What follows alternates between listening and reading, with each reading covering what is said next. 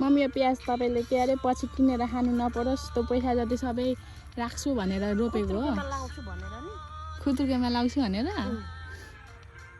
खुत्रुके त अनि भरिन्छ होला त गाउँमा सब खुत्रुके अनि कसरी गाउँ जानेर तपाईँ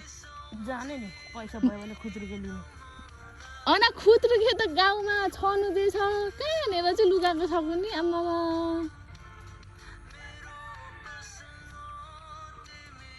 मैले जानुपर्छ खुत्रुके लिनु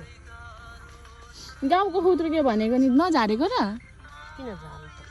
कम्टाको बेला भात खानु पर्यो त्यतिकै हुन्छ त्यो खुत्रुके चाहिँ म भेटेँ भने बोकेर गाउँ गएको गरी अब सबै घरमै होला काहीँ न काहीँ त होला नि खोजेर बारीमा राख्नु कुरो भएन